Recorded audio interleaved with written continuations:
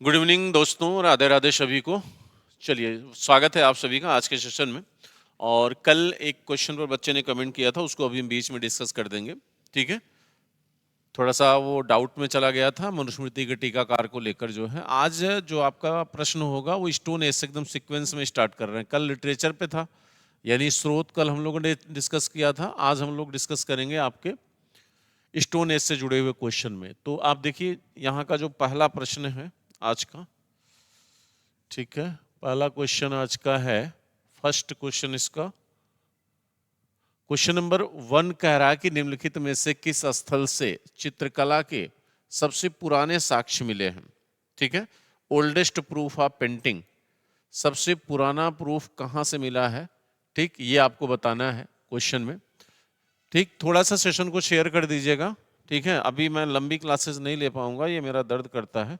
ठीक, और बच्चों थोड़ा एक्सीडेंट हो गया था, आप जानते हैं आप सभी।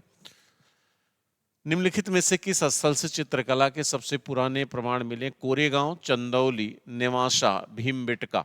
ठीक है, तो आपको बताना है इसमें से क्या राइट आंसर होगा। इसमें से राइट आंसर क्या होगा, इसका जवाब दीजिएगा आप लोग।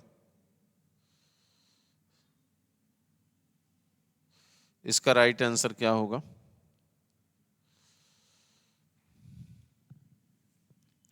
देखिए, आपको पता बच्चों कि पेंटिंग की जो बात की जाती है, पेंटिंग का विकास जो है, चित्रकला का जो डेवलपमेंट है, चित्रकला का विकास जो है, ये सबसे पहले जो है आपको अपर पैलियोलिथिक एज में दिखता है। ठीक है, यानी जिसे आप उच्च पुरापाषाण काल कहते हैं, उच्च पुरापाषाण काल, उच्च पुरापाषाण काल में। ठीक, अपर पैलियोलिथिक एज में। ठीक है ना, यहीं पर सबसे पहले आपको चित्रकला दिखाई देती है। और कहते हैं कि ये प्रमाण कह रहा है कि निम्नलिखित में से, अब निम्नलिखित 4 ही स्थान है, चंदौली, नेवासा, नेवासा महाराष्ट्र में है, चंदौली भी ये कहाँ पे है, महाराष्ट्र में। ठीक है, अब महाराष्ट्र में जो स्थान है वो है पटणे। पटणे एक आर्कियोलॉजिकल साइट है जहां पर शुतुरमुर्ग के अंडे पर, शुतुरमुर्ग के अंडे पर चित्रकारी पाई गई, लेकिन वो नाम यहाँ पे नहीं है। शुतुरमुर्ग के अंडे पर चित्रकारी पाई गई है, तो उसके अनुसार जो है ये भी गलत हो जाएगा, ये भी गलत हो जाएगा। कोरेगांव भी महाराष्ट्र में है, तो यहाँ राइट आंसर आपका भीमबेटका होगा। ठीक है, राइट आंसर भीमबेटका होगा, जो एमपी के रायसेन जिले में है, एमपी के रायसेन जिले में है। लेकिन यहाँ जो चित्रकारी पाई गई है उसमें उच्च पुरा पाषाण काल के साथ सबसे ज्यादा जो चित्रकारी है वो मध्य पाषाण काल की है। सबसे ज्यादा जो पेंटिंग है वो मध्य पाषाण काल की है। ठीक है, मध्य पाषाण काल का सबसे ज्यादा इंपैक्ट यहाँ पे दिखता है पेंटिंग के रूप में। तो आपका डी आंसर आपका राइट आंसर होगा। अगला जो क्वेश्चन है, कह रहा है भीमबेटका के अतिरिक्त मध्य प्रदेश के किन स्थानों से मध्य पाषाणकालीन शैल चित्र मिले। शैल चित्र मतलब पत्थरों पर चित्र, पत्थरों पर चित्र। शैल चित्र मतलब हुआ पत्थरों पर चित्र। ठीक, खखार, जौरा, कथोटिया और लखजोआर। ठीक, इसमें आपको बताना है कि क्या आंसर होगा। कह रहा भीमबेटका के अतिरिक्त यानी इसके अलावा मध्य प्रदेश के कौन से ऐसे साइट हैं जहां पर पत्थरों पर जो है, पत्थरों पर जो है आपको पेंटिंग के प्रूफ पाए गए हैं। और चारों जो है मध्य पाषाण काल के ही हैं, चारों स्थान जो है वो मध्य पाषाण काल से रिलेटेड है। ठीक है, और चारों जो है कहाँ पे है, एमपी में है। तो देखो, यहां से भी आपको पेंटिंग का प्रमाण मिला है जिसमें लाल एवं नीले रंग का क्या है, उपयोग है। जौरा से भी पेंटिंग मिली है, ये भी रंगीन पेंटिंग है। ठीक है, जिसमें आप देखेंगे तो सफेद रंग का भी उपयोग है। यहाँ पे सफेद रंग के लिए जो है चाक मिट्टी का यूज किया जाता था, चाक मिट्टी का उपयोग है। और हिरौजी से नीला रंग बनाया जाता है। हिरौजी, हिरौजी से क्या बनता है, नीला रंग। ठीक है, तो नीला रंग का निर्माण हिरौजी से किया गया है। कथोटिया यहां से भी और लखजोआर यहां से भी। ये यहां पे चारों आंसर आपके राइट होंगे। डी आंसर आपका राइट होगा। ये चारों ऐसे प्लेस हैं जहां से पेंटिंग के प्रूफ मिले हैं एमपी में मध्य पाषाण काल के। ठीक है, एमपी में मध्य पाषाण काल के। अगला क्वेश्चन देखिएगा, नेक्स्ट क्वेश्चन है, सुंदरगढ़ संबलपुर से 55 मध्य पाषाणकालीन शैलचित्र स्थल मिले हैं। सुंदरगढ़ व संबलपुर किस राज्य में है? सुंदरगढ़ और संबलपुर किस राज्य में है? ठीक है, ये आपको बताना है कि दोनों जो आर्कियोलॉजिकल साइट्स हैं सुंदरगढ़ और संबलपुर, ये किस स्टेट से बिलोंग करते हैं, किस स्टेट के पार्ट हैं ये। ठीक है, किस स्टेट के बच्चों पार्ट हैं, और मुझे लगता है आप बता लेंगे आराम से। इसका आंसर आप आराम से कर सकते हैं।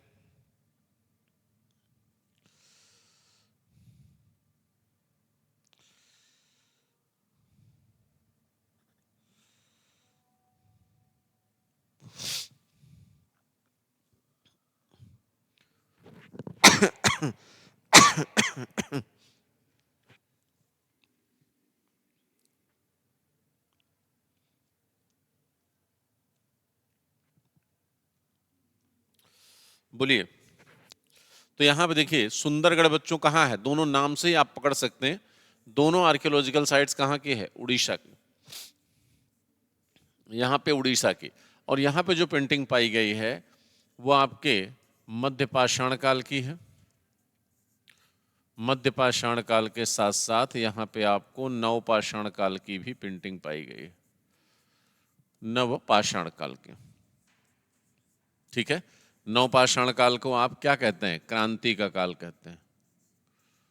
क्रांति का काल, क्रांति का काल किसने कहा था? गार्डन चाइल्ड ने। ठीक है, किसने कहा था? Garden child. गार्डन चाइल्ड इसे क्या कहते हैं? क्रांति का काल कहते हैं। ठीक है, चलिए अगला देखिएगा। अगला क्वेश्चन आपका कह रहा है कि 4 स्टेटमेंट दिए हैं, इन 4 स्टेटमेंट में आपको चुनाव करना है कि कौन सा स्टेटमेंट आपका राइट है। कथन, सत्य कथन का चुनाव करना है। मध्य प्रदेश के भीमबेटका में भारत में प्रागैतिहासिक चित्रों का सबसे बड़ा संग्रह है। कह रहा मध्य प्रदेश के भीमबेटका में भारत में प्रागैतिहासिक चित्रों का सबसे बड़ा क्या है? संग्रह है। भीमबेटका चित्रकला में विविध रंगों का प्रयोग किया गया है। भीमबेटका चित्रकला में विविध रंगों का प्रयोग किया गया है। भीमबेटका चित्रकला में रोजमर्रा के जीवन के दृश्य दिखाए गए हैं। ठीक है, अब कह रहा उपयुक्त में से कौन सा सत्य है? देखिए भीमबेटका पर टारगेट करके क्वेश्चन है बच्चों। ये कह रहा है एमपी में जो भीमबेटका है यहाँ पर प्रागैतिहासिक, प्रागैतिहासिक का मतलब हुआ पाषाण काल। ठीक है, प्रागैतिहासिक का मतलब हुआ पाषाण काल, इसका मतलब ही होता है पाषाण काल।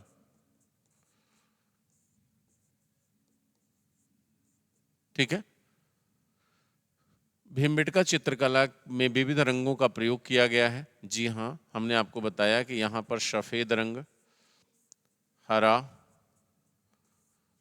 काला, लाल, इन रंगों का बच्चों उपयोग हुआ है। कहते हैं रंगों में मिश्रण भी है, इन रंगों में मिश्रण भी है।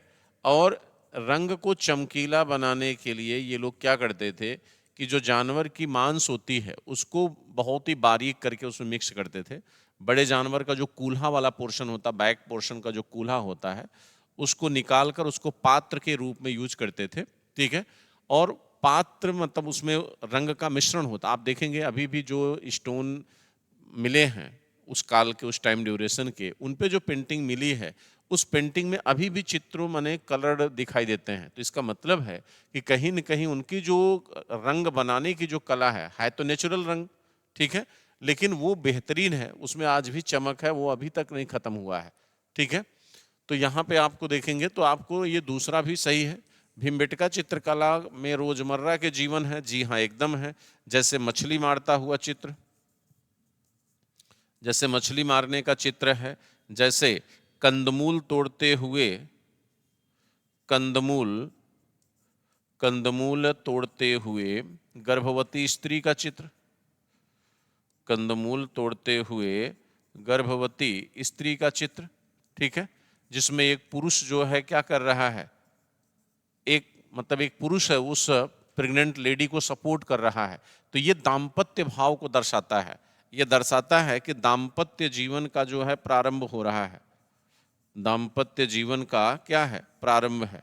ठीक है, इससे दाम्पत्य जीवन के प्रारंभ होने का क्या मिलता है, आभास मिलता है। ठीक है, तो ये इस तरह के चित्र जो है वो उस समय की रोजमर्रा की जिंदगी को ही तो दर्शा, भाई मछली मारना है, ठीक है, कंदमूल तोड़ना है, भोजन का कलेक्शन करना है, ठीक है, समूह के चित्र बने हुए हैं कुछ, तो ये रोजमर्रा की जिंदगी को ही तो दर्शा रहे हैं। तो यहाँ पे आप देखिए तो आपके सभी स्टेटमेंट राइट हैं। डी स्टेटमेंट आपका क्या होगा, राइट स्टेटमेंट होगा। ठीक है, डी स्टेटमेंट बच्चों आपका राइट स्टेटमेंट होगा। अच्छा, एक चीज है, कल मेरा एक प्रश्न था जो है, ठीक है, आप में से किसी बच्चे ने कमेंट किया था, वो शायद मुझसे गलती हो गई थी। ठीक है, तो मुझसे गलती हुई थी इसलिए मेरी तरफ से मैं सॉरी बोलता हूँ। उसको फिर से मैं थोड़ा सा डिफाइन कर देता हूँ। जहाँ तक वो क्वेश्चन था, मैं कमेंट देख लेता हूँ आपका, मैंने उसको रखा था। ठीक है, तो उसमें शायद मनुस्मृति का जो क्वेश्चन था वो मनुस्मृति के टीकाकार से रिलेटेड था। ठीक है, कि मनुस्मृति के टीकाकार कौन थे, ऐसा ही कुछ प्रश्न था वो। ठीक है, तो मैं उसको थोड़ा सा डिटेल कर देता हूं कि मनुस्मृति के टीकाकारों में कौन कौन थे। हाँ, मनुस्मृति के टीकाकार पूछा है, तो मनुस्मृति के जो टीकाकार हैं, देखो मनुस्मृति सबसे पहली बात तो सबसे प्राचीन स्मृति है। ठीक है, इसके बहुत सारे नियम जो है आपके भारतीय संविधान या कहिए भारतीय विधि में दिखाई देते हैं। तो इसके सबसे पहले टीकाकार जो है बच्चों वो आपके कौन थे, मेघातिथि। मेघातिथि, और मेघातिथि बच्चों वहां पे नाम में थे, मेघातिथि थे। ठीक है, गोविंद भट्ट, गोविंद भट्ट इसके चित्रकार थे, सॉरी टीकाकार थे। गोविंद भट्ट ने भी इस पे टीका लिखी है। फिर आपके बच्चों भरुरुचि, भरुरुचि ने भी टीका लिखी है। ठीक है, और मनुशास्त्र इनके टीका का नाम है। इनके भरुरुचि के टीका का नाम क्या है, मनुशास्त्र, यानी मनुस्मृति पर जो भरुरुचि ने टीका लिखी है उसको मनुशास्त्र नाम दिया गया है। ठीक है, फिर इसके अतिरिक्त जो है इस पर जो टीका लिखा है बच्चों नंदनकृत ने, नंदनकृत ने टीका लिखा है। ठीक है, और नारायण, नारायण ने बच्चों टीका लिखी है। नारायण, नारायण ने भी टीका लिखी है, उसको मंथर्व कहते हैं। नारायण की जो टीका है उसे मंथर्व कहा गया है। ठीक है, मंथर्व विवृत, मंथर्व विवृत कहा गया है। ठीक है, तो मेघातिथि, गोविंदराज, भररुच, नंदन, ठीक है, और नारायण। ठीक, इसके अतिरिक्त राघवानंद, राघवानंद, राघवानंद ने जो टीका लिखी है उसका नाम है बच्चों मंथर्व। ठीक है, मंथर्व वृत हो गई नारायण की, नंदनकृत। ठीक है, राघवानंद की मंथर्व चंद्रिका है, इनकी है मंथर्व चंद्रिका। इनकी टीका का नाम क्या है, मंथर्व चंद्रिका है। और कुल्लुक भट्ट, कुल्लुक भट्ट, जैसे फेमस तो चार ही है, कुल्लुक भट्ट, गोविंदराज, मेघातिथि और भररुच। तो कुल्लुक भट्ट ने जो टीका लिखी है उसका नाम है बच्चों मंथर्व मुक्तावली, मंथर्व मुक्तावली, मंथर्व मुक्तावली उसका नाम है। ठीक है, तो अब इसमें जो विकल्प ना रहा हो उसको आप जो है अलग कर सकते हैं। ठीक है, तो ये चारों हैं, इनको आप देख लीजिएगा। ठीक, हाँ, अब यहाँ आइए क्वेश्चन पर क्या पूछ रहा है, कह रहा कि भीमबेटका शैल चित्र के संदर्भ में इन कथनों पर विचार किया, अरावली पर्वतमाला की तलहटी में है। ठीक है, भीमबेटका के अधिकांश चित्र लाल, हरे और सफेद रंग के हैं। ठीक है, तो यहाँ पे राइट आंसर बताना है आपको कि क्या राइट आंसर होगा, क्या इसका राइट आंसर होगा। क्वेश्चन नंबर 5 देखिए, क्वेश्चन नंबर 5 जो है उसमें बी केवल सही होगा।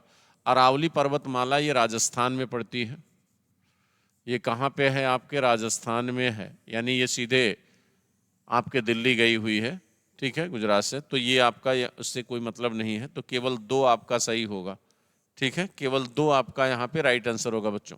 ठीक, केवल 2 आपका यहाँ पे क्या होगा, राइट आंसर होगा। अगला देखिएगा, एक ही कब्र में 4 मानव कंकाल पर बरामद किए गए। कहां पर एक ही कंकाल में 4 मानव कंकाल कहां मिले? सराय नहर राय, दमदमा, महदहा और लंघनाज। सराय नहर राय, दमदमा, महदहा और आपका लंघनाज। ठीक है, कहां पर एक ही कब्र में 4 मानव कंकाल एक साथ पाए गए हैं? बताइएगा, कहां पर चारों मानव कंकाल एक साथ मिले हैं? देखिए, इसका आंसर होगा सराय नहर राय। तो सराय नहर राय जो है ये मुख्य रूप से आपके बच्चों कहाँ पे है? तो यूपी में प्रतापगढ़ है।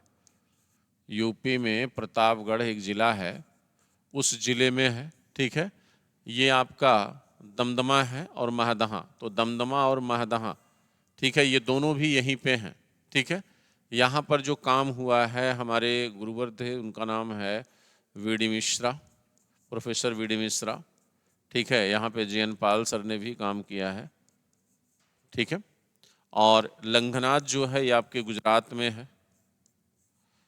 कहाँ पे है? गुजरात में। और यहाँ पर जो है HD शंकालिया ने काम किया है। HD शंकालिया। तो HD शंकालिया जो है, इनको हम हसमुख धीरजलाल शंकालिया कहते हैं। पूरा नाम इनका क्या है? हसमुख धीरजलाल शंकालिया। हसमुख धीरजलाल शंकालिया। हसमुख धीरजलाल शंकालिया। ठीक है, महदहा, दमदमा, ये चीज़ ध्यान रखिएगा। यहीं से आपका जो है आभूषण का प्रमाण भी मिला है। आभूषण, महिलाएं आभूषण का प्रमाण यहाँ पे प्राप्त होता है। यहीं से आपको शवाधान प्रक्रिया का प्रमाण मिलता है। शवाधान परंपरा बच्चों, शवाधान परंपरा यानी शवाधान परंपरा आपके संस्कृति का अंग है। कहते हैं इस परंपरा ने मनुष्य को जानवर से क्या कर दिया? अलग कर दिया। This is the part of culture. ठीक, ये आपकी संस्कृति का अंग है। समाधान करना, भाई आपकी डेथ होने के बाद आपको दफनाना, दफनाने की जो प्रक्रिया है वो क्या है? वो कहीं न कहीं आपको मनुष्य को जानवर से क्या करती है? अलग करती है। यहीं से आपका बच्चों बूचड़ खाने का प्रमाण मिला महदहा से। महदहा से ही आपको क्या मिला है? बूचड़ खाना। बूचड़ खाना माने जहाँ जानवर को काटा जाता है, बूचड़ खाने का प्रमाण। तो बूचड़ खाना क्या कर रहा है? बूचड़ खाना आपकी सेंसियरिटी को दर्शा रहा है। ठीक है, यानी ये बता रहा है कि भाई आप व्यवसायिक हो चुके हो। ठीक है, आप भौतिकतावाद की तरफ जा रहे हो। ठीक, बूचड़ खाना मतलब जहाँ जानवरों को एक साथ काटा जाता हो और जहाँ बड़ी संख्या में जानवर एक साथ काटे जाते हों, तो दैट मीन्स कि आप जो है उनको कमर्शियल यूज कर रहे हो, उनका व्यवसायिक उपयोग कर रहे हो। ठीक है, उनका व्यवसायिक उपयोग हो रहा है। अगला क्वेश्चन देखिएगा, निम्नलिखित में से किस मध्य पाषाणिक स्थल पर बहुत लंबे कंकाल पाए गए हैं? ठीक है, कह रहा बहुत लंबे कंकाल। किस मध्य पाषाणिक स्थल से बहुत लंबे कंकाल पाए गए हैं? बहुत लंबे कंकाल कहाँ से मिले हैं? आदमगढ़, भीमबेटका, महदहा, सराय नहर राय। आदमगढ़, भीमबेटका कहाँ से बच्चों मिले हैं?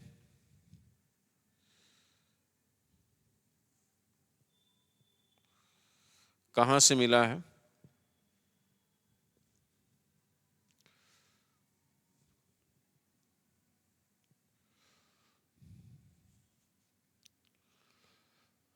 आदमगढ़, भीमबेटका, महदहा और सराय नहर राय, बहुत लंबे कंकाल। ठीक है, लंबे कंकाल के साथ साथ वहां पर यह भी बता दे रहा हूं आपको, एक ही समाधि में एक साथ कई लोगों को दफनाया गया है। ठीक है, दूसरा जो है आप देखेंगे वहां पे कुछ युगल समाधियां भी पाई गई हैं।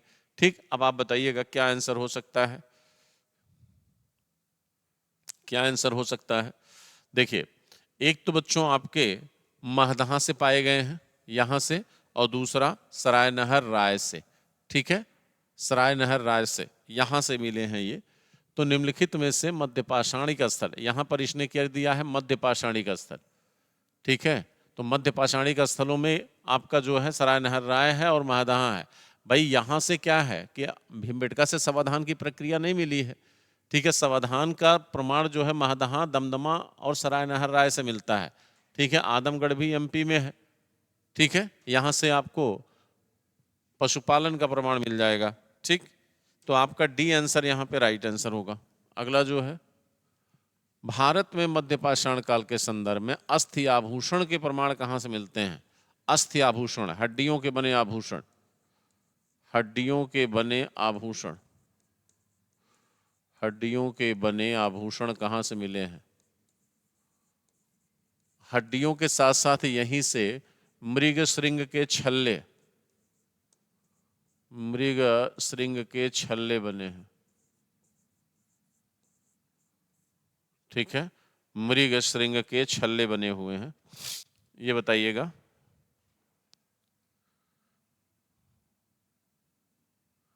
मृग श्रृंग के छल्ले बने हुए हैं, तो वो है आपका बच्चों महदहा। महदहा देखिए, लेखहिया हो गया, लेखहिया बगही खोर, लेखहिया हो गया आपका, बगही खोर हो गया, और एक और है जो है, ठीक है, ये आपके मिर्जापुर रेंज के आर्कियोलॉजिकल साइट्स हैं। बाकी चौपानी मांडू जो है ये आपके इलाहाबाद में है, इलाहाबाद में है। ठीक है, यहाँ से भी आपको समाधान प्रक्रिया के प्रमाण मिलते हैं, यहाँ से भी नरकंकाल मिले हैं काफ़ी बड़े स्तर पर। लेखहिया, बगही खोर और एक और है, ठीक है, और चौपानी मांडू से आपको क्या मिलता है? विश्व का प्राचीनतम मृदभांड, विश्व का प्राचीनतम मृदभांड यहाँ से मिल जाएगा, विश्व का प्राचीनतम मृदभांड। ठीक है, बाकी शरायन राय बता ही दिया मैंने, तो यहाँ पे आपका यहाँ पे आपका बी आंसर राइट आंसर होगा। अगला है, विश्व का पहला शैल चित्र 1867-68 में कैमूर पहाड़ियों में स्थित सोहारी घाट, मिर्जापुर में पड़ता है, में खोजा गया। इसका श्रेय निम्न में से किसे दिया जाता है? विश्व का पहला शैल चित्र, ध्यान दीजिएगा, विश्व का पहला शैल चित्र है, भारत का नहीं बच्चों। कहाँ खोजा गया? कैमूर पहाड़ी में, सोहारी घाट, मिर्जापुर में। ठीक है, किसने खोजा ये बताना आपको, किसने खोजा है ये आपको बताना है यहाँ पे, कि खोजा किसने है, इसे खोजा किसने है।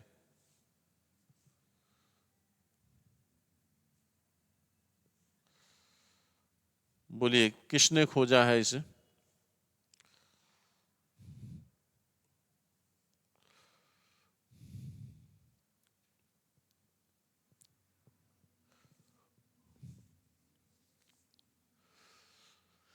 देखिए, इसको खोजने का काम बच्चों दोनों ने किया है, सीएल कार्लाइल ने भी किया है और जे कार्कबर्न ने भी किया है, दोनों ने इसे खोजा है। ठीक है, इसमें आपका सी आंसर राइट हो जाएगा, सी आपका यहाँ पे राइट आंसर होगा। अगला देखिएगा, मध्य पाषाण काल के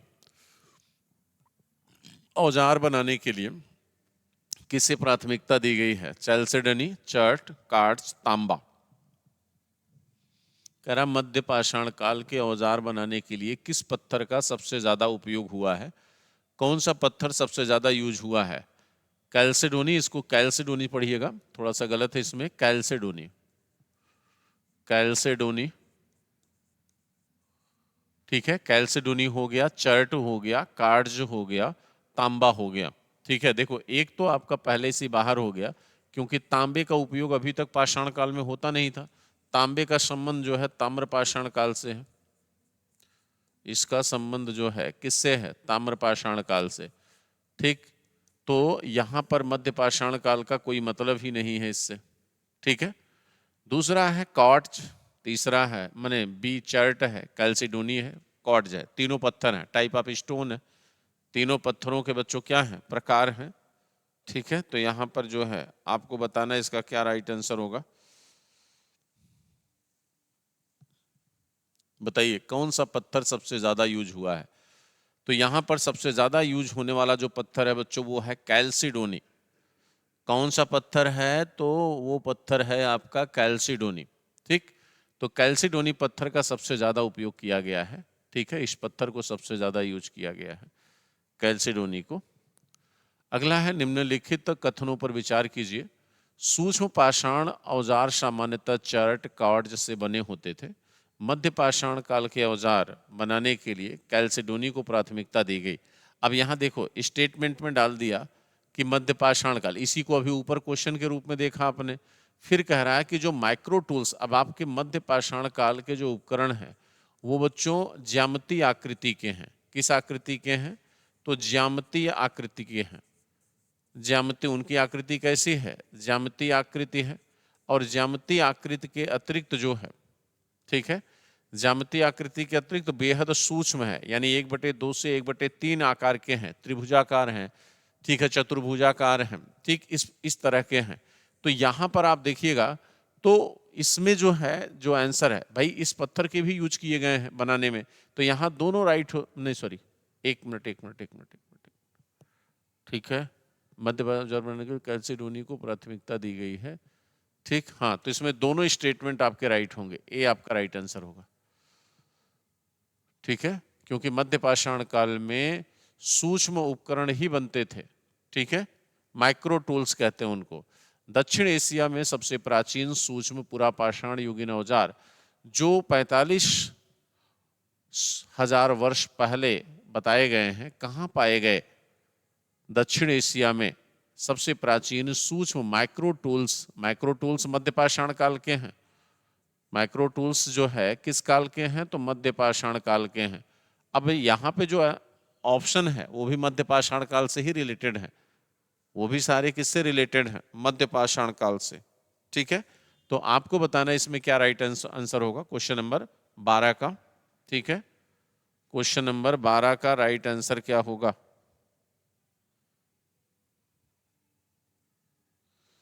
क्वेश्चन नंबर 12 का राइट आंसर क्या होगा?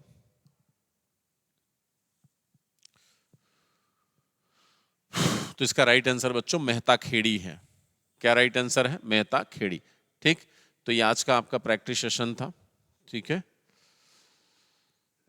बच्चों, आज यहीं पर इसको विराम देंगे, ठीक, फिर मिलते हैं। थैंक यू, धन्यवाद सभी को, शुभ रात्रि।